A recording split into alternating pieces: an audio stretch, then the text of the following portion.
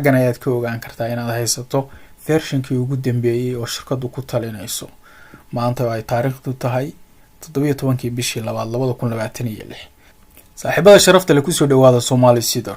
sidii aynu ku baahinay wararkeennii hore, shirkadda Google ayaa ka digtay inay jirto cillad amni oo halis ah taas oo soo food saartay browserka Chrome.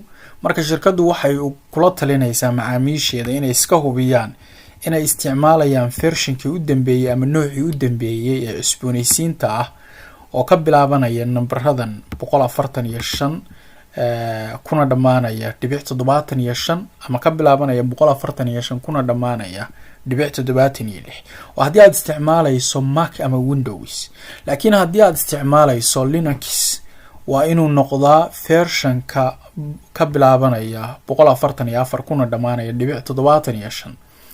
marka dadku waxay soo weydiinayaan sidee ayaan ku ogaan karaa inaan isticmaalayo noocii ugu dambeeyay ama versionkii ugu dambeeyay inaan isticmaalayo. sidee ayaan ku ogaan karaa? qaabkii aad ku ogaan lahayd ayuu muuqaalkani ku saabsan yahay.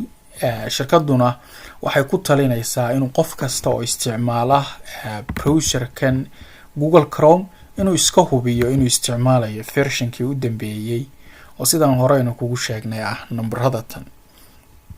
sida caadiga ah saaxiibayaal, automatic update ayuu isku sameeyaa browserkan Chrome oo uma baahna inuu qofka update ku sameeyo. laakiin waxaa dhici karta inuu ka soo daaho cillado dhanka inuu computerkaagu dansan yahay ama uu computer culus yahay ama maaragtay cillado fara badan oo imaan kara. sidaa daraadeedna ay shirkaddu ay ku talinayso inuu isticmaalo qofku si manual ah uu u eego inuu isticmaalayo versionadii u dambeeyay.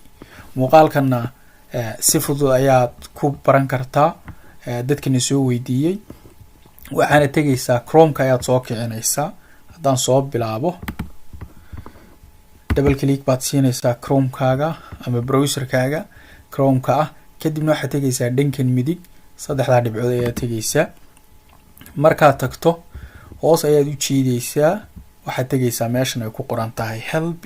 markaad korka aad saa uga geyso mouse-ka ayaa waxaa imaanaysaa meeshan ka sii tagaysaa oo gujinaysaa about Google Chrome. halkaa waad ku dhufanaysaa. kadibna xaggan ayaad ka ogaan kartaa inaad haysato versionkii ugu dambeeyay oo shirkadu ku talinayso. maanta ay taariikhdu tahay 17 bishii 2026. wuxuu marayaa cusboonaysiintiisa u dambaysa numberkan, waana ka saxda ah shirkadu ku talinayso. haddii uusan markaas ku ahayn update, isaga isku sameynaya.